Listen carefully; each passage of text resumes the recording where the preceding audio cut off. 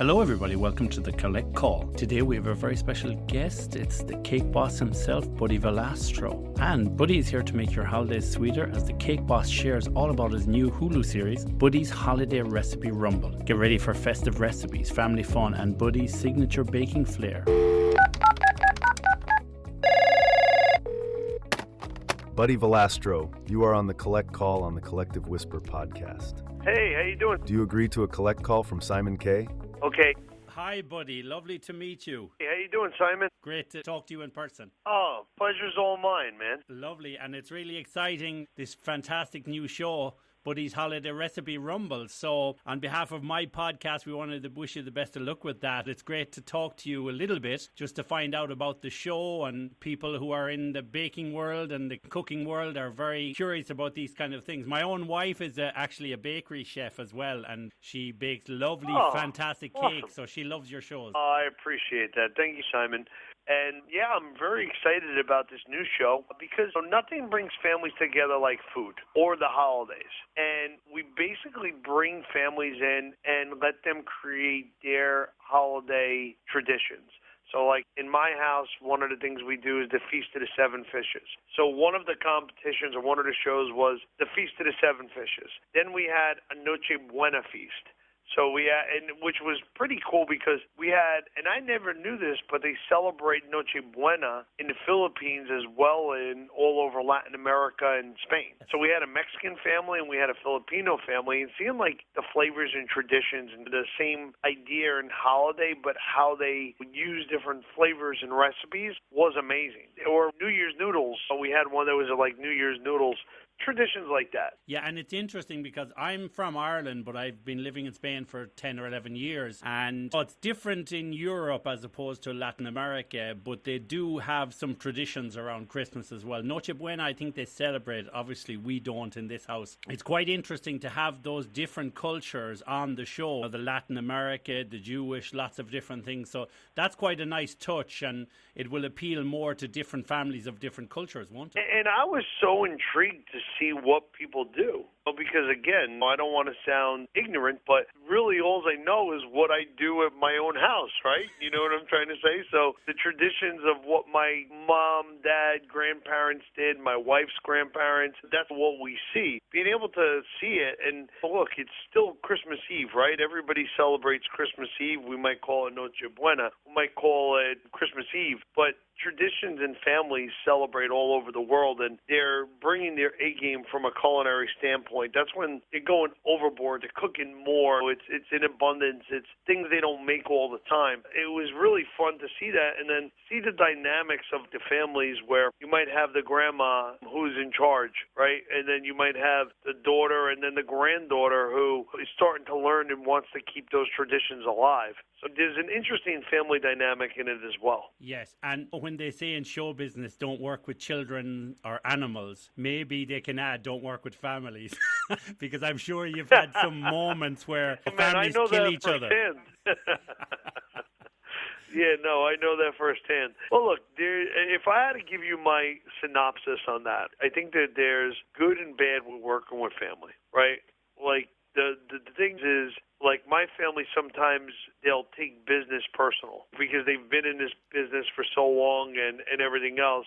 But when it comes down to working hard or having to be there or doing more, nobody throws down like the family. When the chips are down, that's who you go to, and everybody knows the way it is, and everybody does it. Yes. For you, during the filming of the series, what was the most surprising or touching moment you experienced? Oh, man, there was so much joy and so much respect for people had for their parents or their moms or their dads, and just remembering family, remembering traditions. There was a lot of heart there, right? And I think that's something that we need to see in the world more. Yeah, that's true, isn't it? And I think when you visit different countries, you see how food brings families together, whether it's Spain, Italy, France, the United States. Food is a great kind of object. It's a great thing that kind of you have soulful food, families get together over, and especially at times in like Christmas and these festive seasons, food is an amazing thing, and there's no better food than cakes. Hey, man, we have cake and we're doing real food. We're doing everything, right? And I got to tell you, Simon, I've been blessed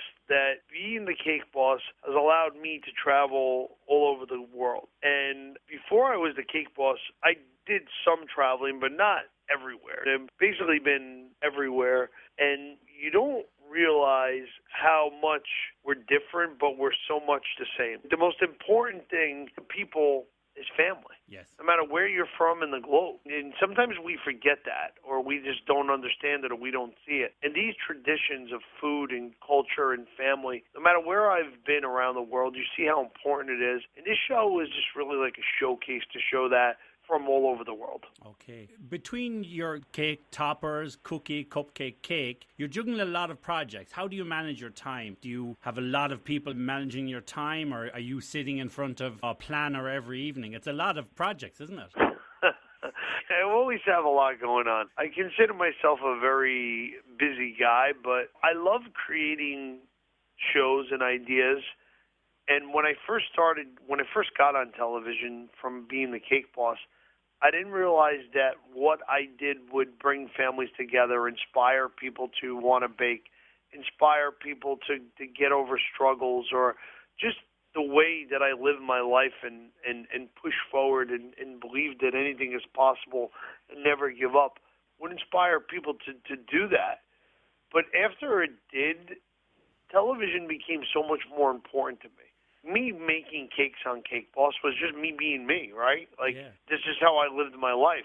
And now when I create television, I want to create television that's going to share that same recipe or that same mantra where I still am at my factory every day if I'm not filming, and I'm on the line. This morning, 5 a.m., I was setting up machinery. I had an accident with one of my fillers, and I got cherry filling. I got cherry filling all over me. Oh, no. It's funny. After all these years, I'm still in it. That's a real workplace disaster, having cherry filling all over you.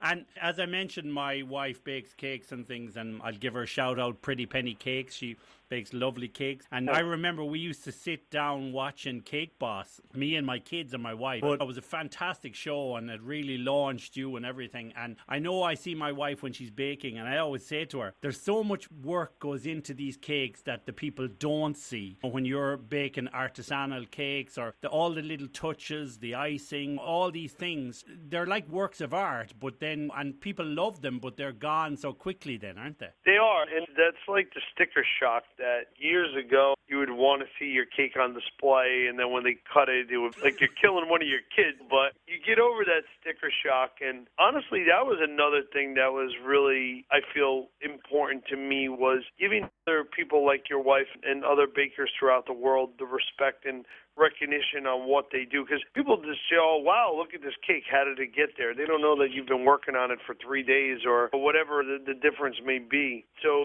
it was always good to be able to give bakers the respect. And I've had a lot of bakers come to me and be like, thank you for your show. People respect what we do so much more now. Yes, that's fantastic. And what advice would you give to families who want to create their own holiday recipe tradition? Whether it's grandma's apple tart or Christmas cake? It's not like you only, being from Italian heritage, I only have to cook Italian. You know what I'm trying to say? If I want to make miso cod on Christmas, I can. Instead of just making it the bacala fried the way that we would make it traditionally. Being able to adapt cultures and flavors from all over the world, you can get that. We all have access to that information. And it's about not only maybe respecting or keeping grandma's or whoever's traditions in your family, but starting your own. Because I think the family unit starts with mom, dad, wife, and kids. And it's like maybe you guys are experimenting, and this certain recipe is just so good and so important that you make it every single Christmas, and you start those things together. I think it's really important to cook with family, start those traditions, and just pass them down generation to generation. There's a sense of satisfaction, and you totally get this, Simon, because of your wife. You probably look at your wife and say, you're freaking crazy, man. You're working days and killing yourself on these cakes and what you're doing and the attention to detail.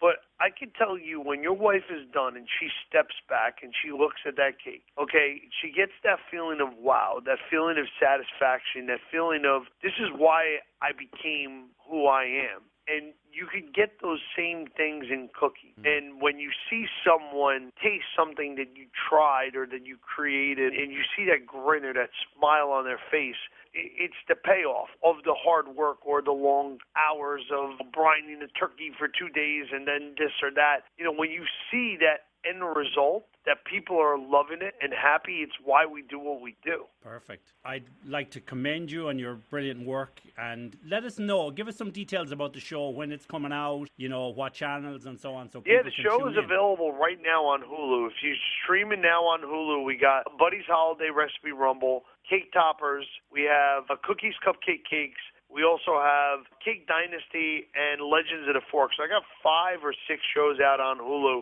right now that you guys could stream, and you guys should check it out. I think you guys would love it. So I want to say thank you very much. Happy Christmas. Best of luck with the new show. Thank you so much, Simon. And the same to you. Lots of luck with everything in the podcast, and we've heard so many great things about it. So congratulations on all the success.